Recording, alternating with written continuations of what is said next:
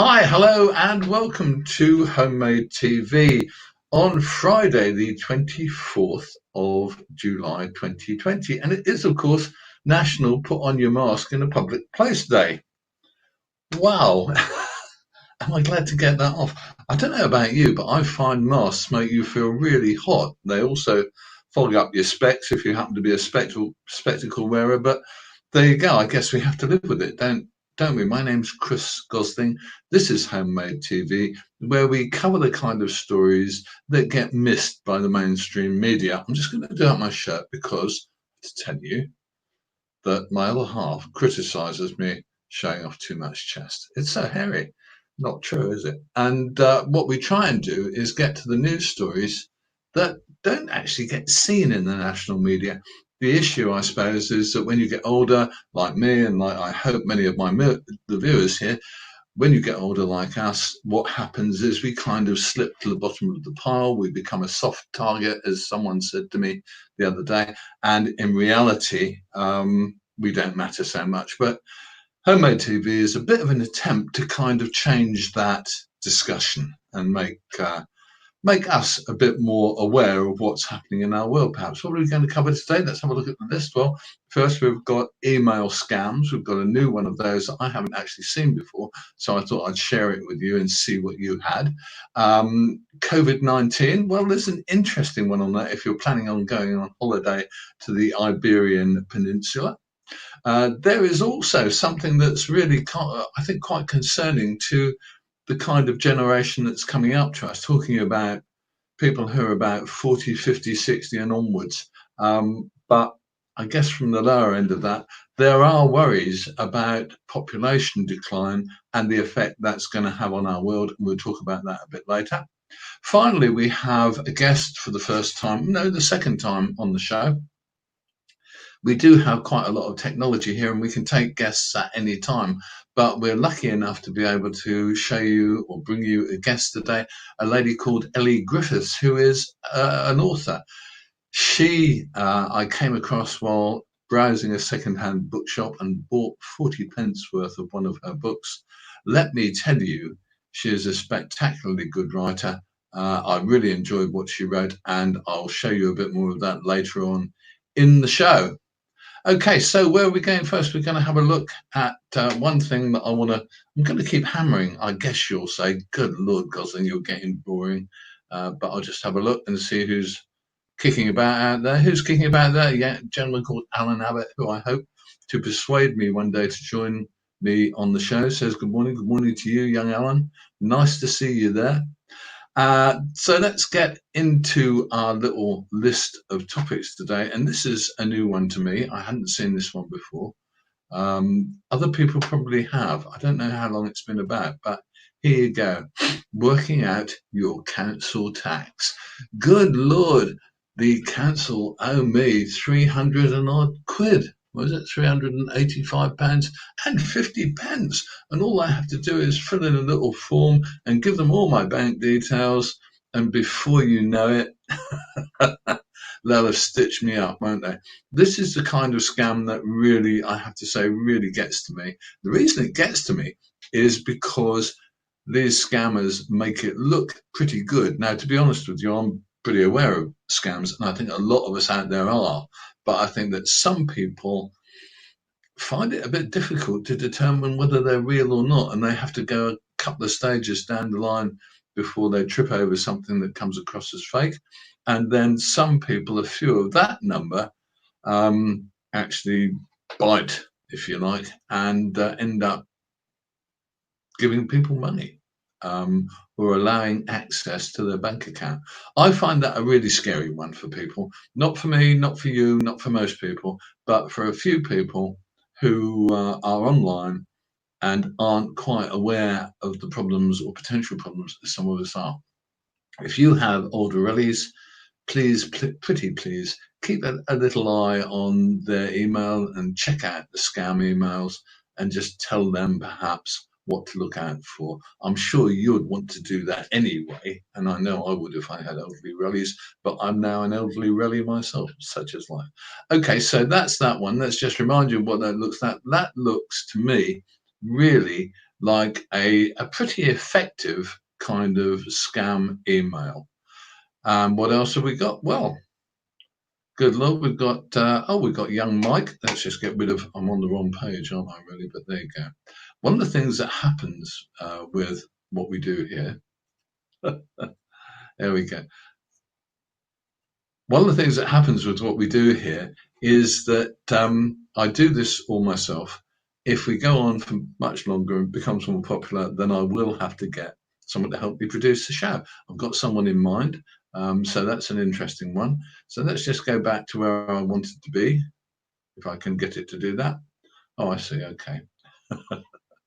And who have we got? Well, we've got, we've got the, I see. I'm just going to someone else. Good morning. Oh, it's Mike. Good morning to you, young Mike. Nice to hear from you. Glad to know you're out there and still bashing on. What can we say? Who else have we got? What have we got here? Let's just get a new one up. Yeah, this is Robert. I don't know which Robert this is. Hi, Robert. Thanks for being a great source of information. Well, I try. The other thing about information, of course, Robert, and everybody else, is that if you send me information and I can check it as being accurate, then we're delighted to publish it here. So don't let people get overtaken by scams and stuff because you happen to see them and you think everybody's seen them. Well, they may not have done. Get in touch, and I'd love to hear from you. Okay, so what am I going on to next? Where are we going next, chaps? The next one we're going to is, I think this is a really interesting and scary story.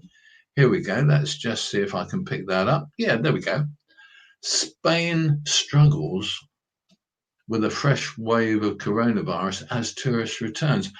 The holiday company, the story behind this, the holiday company TUI, who are, as you know, a huge outfit, they're the largest tour operator in Europe, are now saying it could cancel package holidays if the coronavirus situation in Spain gets any worse. They've said they won't take tourists on holiday if they can't guarantee their safety, or if the Spanish government reimposes a 14-day quarantine for UK arrivals. Now, let me tell you something, I think that's really, really pretty scary. The UK government, I think, is doing its best, although I think they're still a bit rudderless, I guess you'd say. But TUI seem to have taken kind of a bit of a grip of it and said, we're very unhappy with what's happening, as you just saw in their headline. I would recommend you, I think, to read the story. You can look it up. Let's just get that back on the screen. There we go. It's in the Independent. If you have a look at the Independent website, you will find this story, and that will give you full details of what TUI are saying. I think that TUI seem to be taking very, very sensible steps in saying that they will pull those holidays. Sorry about that, us British tourists, but in reality, I think it's a scary situation.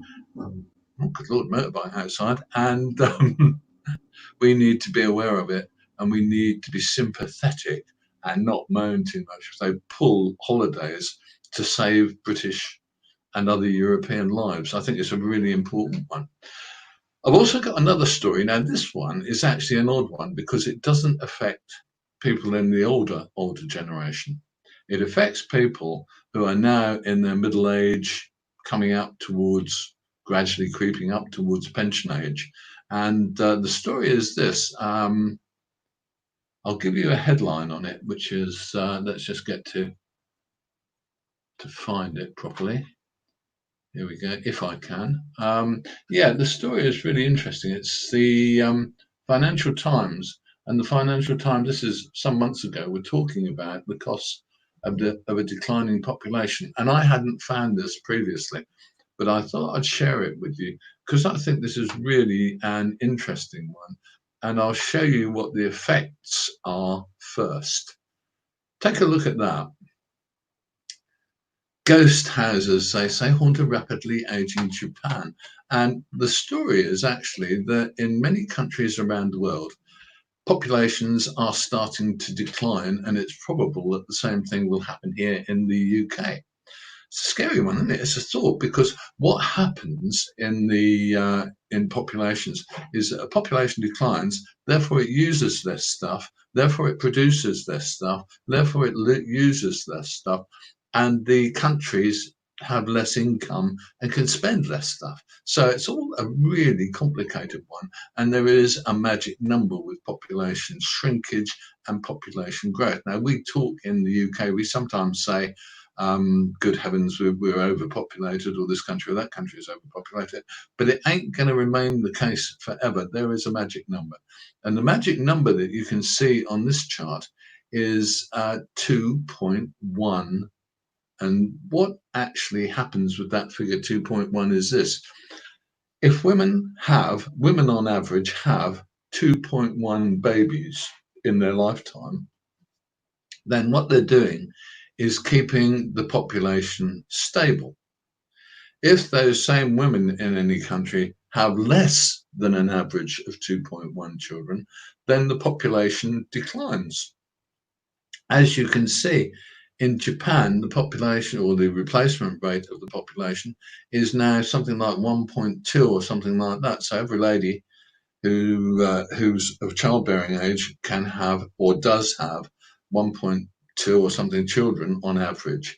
And that means that their population is declining, which is what leads to that number or that picture we saw earlier. This is ghost houses rapidly haunt an aging Japan. And what this is about is the fact that young people are moving to big cities, the population is shrinking, and therefore there aren't enough people in the countryside or in smaller towns to take over houses.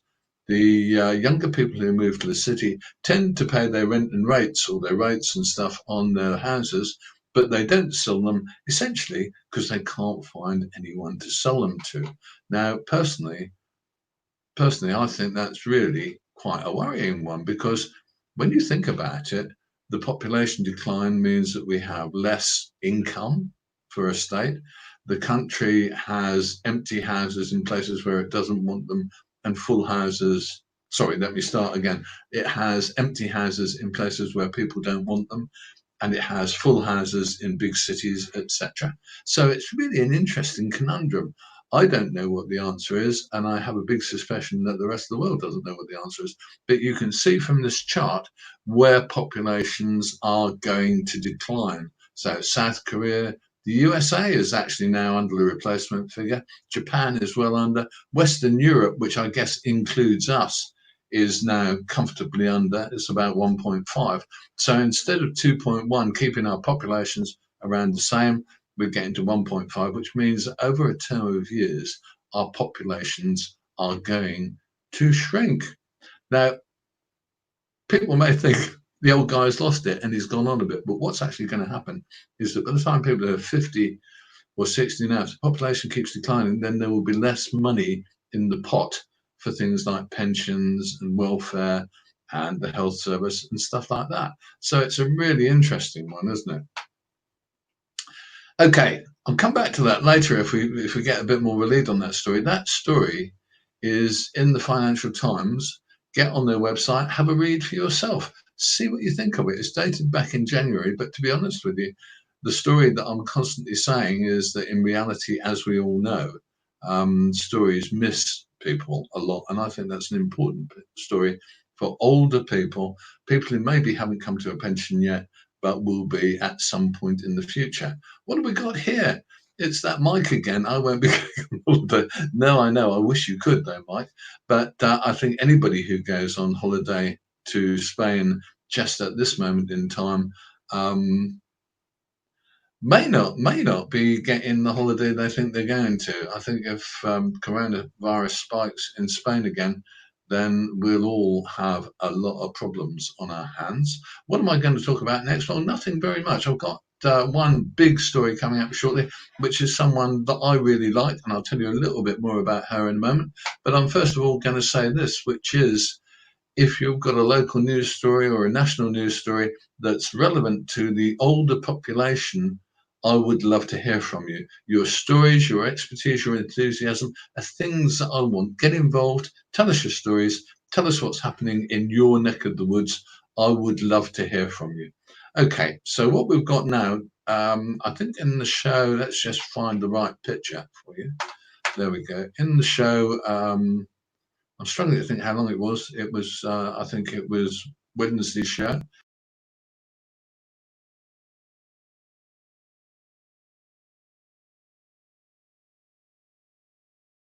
I wanted to actually promote her a little bit because it's nice to talk about people who you're impressed with. I first picked up an Elly Griffiths book in a second-hand bookshop a couple of 3 weeks ago and liked it so much that I ordered some more from the library, which has fortunately now come back into action. There are 12 books on this author's list on this particular lead character, and I have to tell you, I think they're great books. I think they're nice, easy reading crime thrillers, loads of stuff in them, lovely, well-drawn characters. The lead character in these books is called Dr. Ruth Galloway. She's an archaeologist, and she often works with the police, investigating strange and interesting cases, specifically where they find bones and corpses in unexpected places. Tell you, I love them. There are 12 of the books. I've currently read 3. I've read them out of order, which is not what you really want to do, but it still works quite well. There are no problems with reading them out of order. So at the moment, as you know, with the library, it's not working properly. We do what we have to. So I'll run the first clip of Dr. Ruth Galloway in just a moment, but we'll first just going to see. Let's just get to that one.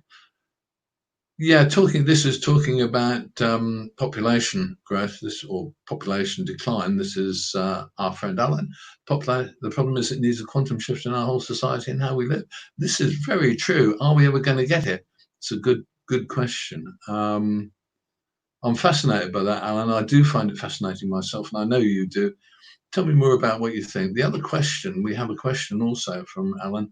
Are the books going to be available as audio books? Yes, I think they are. I'm not sure what format they're on, but I'll include that in a comment after this show is completed. I'll do the research again. I have checked, and they are available, or some of them I think are available as audio books. And perhaps, I don't know whether Elly's online, perhaps she can tell us whether they're available as audiobooks and who you can get them from. Okay, so there we go. I'm now going to go and we'll take a look with young Elly Griffiths. I call her young. She's probably going to say I'm not young, but she is in fact much younger than me because most people are. Okay, this is Homemade TV, and now we're going to meet the author of the Dr. Ruth Galloway books, a lady called Elly Griffiths. I think she is a fantastic writer. Hi, I'm Elly Griffiths, and I'm here on behalf of Homemade TV to talk to you a little bit about my books about Dr. Ruth Galloway. This is the most recent one. I've got it upside down. The most recent one. It's called The Lantern Men, and this is number 12 in the series. But the first one is called The Crossing Places. And really, Ruth Galloway came to me at the same time as the idea for The Crossing Places. What happened was I was walking across marshland on the North Norfolk coast, Titchwell Marsh, if anyone knows it, with my husband, Andrew, who's an archaeologist. And Andrew happened to mention that prehistoric people thought that marshland was sacred. Because it's neither land nor sea, but something in between, they saw it as a link to the afterlife. Neither land nor sea, neither life nor death. A liminal zone, an in-between place. And that's why we find bodies buried there, the so-called bog bodies. It's to mark that boundary, which really is between life and death. Soon as Andy said that, the whole plot of The Crossing Places came into my head, really. And I have to tell you that I saw Dr. Ruth Galloway walking towards me out of the mist. She just appeared in front of me. And I felt I knew everything about her in that moment. I knew where she'd been to school, where she'd been to college. I knew what her favourite books were. I knew what her favourite biscuit was. I felt I knew everything about her in that instant, really. I teach creative writing, and I'd never let my students get away with that. Oh, I saw her walking out of the mist. But sometimes it does happen. You know, sometimes a character does just appear. And then the challenge is what to do with that character. And I do say to my students to look at the feet, to follow the feet, look down, see where that character's going. And I thought I knew where Ruth was going. And of course, that's only half of it, isn't it? Because a character has to come from somewhere. And I'm sure there's a lot of me and Ruth, and there's a lot of other people I know, friends and family and other strong women that I know. So Ruth is a forensic archaeologist. She works at a made-up university called the University of North Norfolk. And she goes into work one day and she finds a police officer waiting for her, DCI Nelson. And he wants her advice, because I knew from my husband, who's an archaeologist, that the police do ask for forensic archaeologists for their advice when they find buried bodies. So Nelson has found some bones buried on the marshland, and he thinks they might be the remains of a child who disappeared 10 years ago. Ruth goes to examine the bones, and she knows almost immediately that they're over 2,000 years old. So they're not the bones of this child, but she is then drawn into the investigation and incidentally into a very complicated relationship with the policeman, DCI Harry Nelson. So that was the first book. That was The Crossing Places. I only had a 1-book deal, so I didn't know that there would be any more. I did kind of cunningly end the book on, I suppose you'd call it kind of an emotional cliffhanger. So I did hope that there would be more, really. And now, as I say, now here is book 12.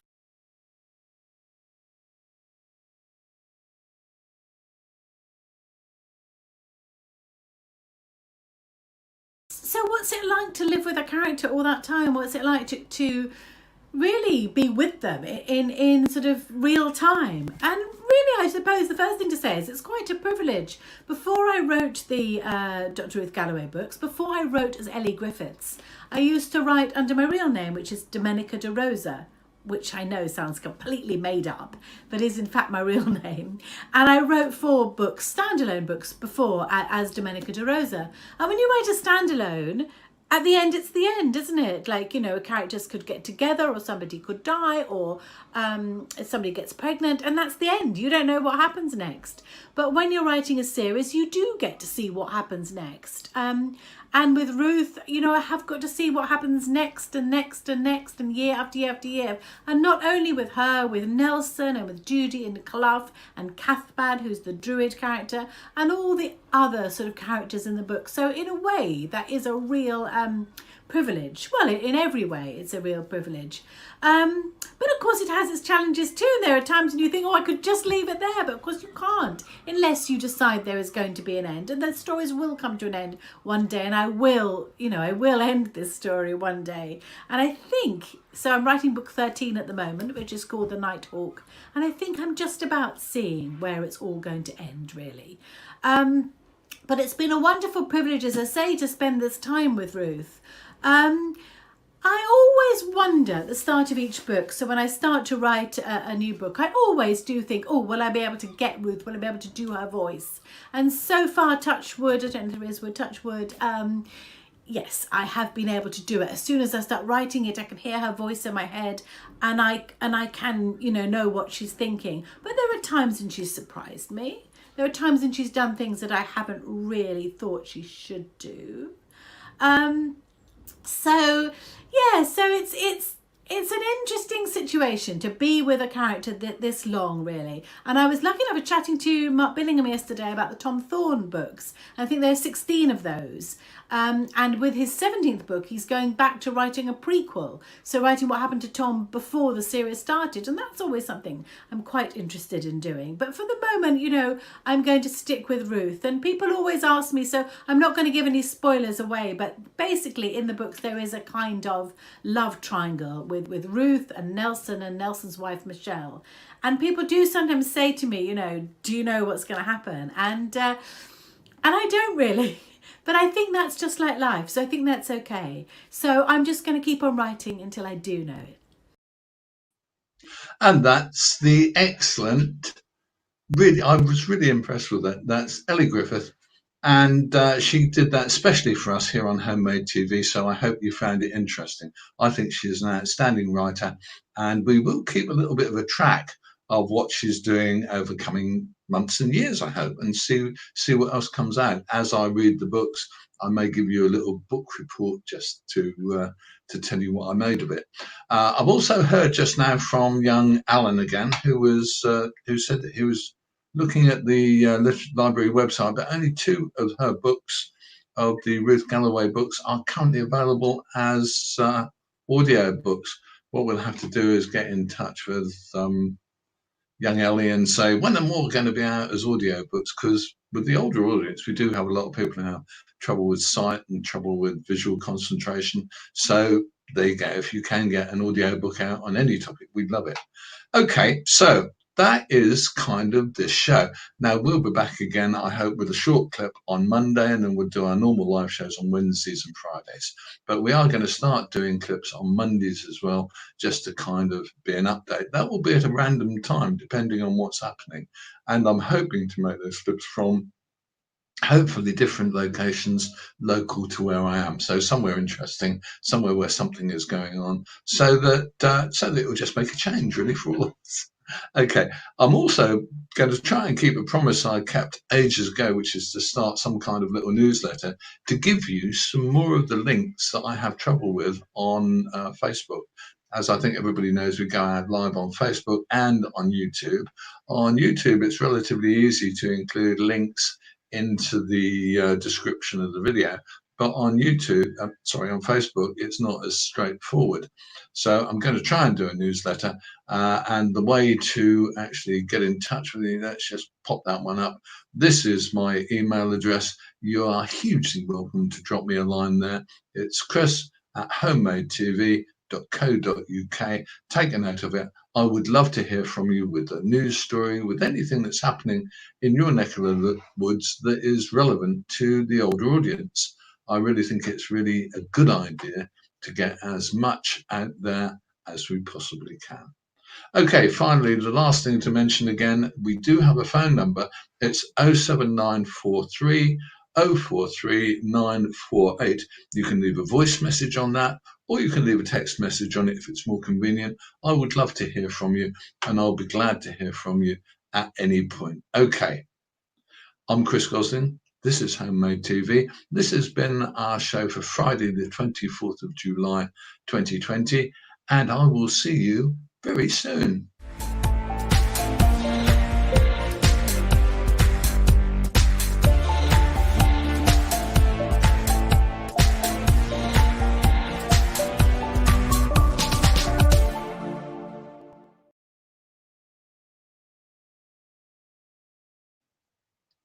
I see.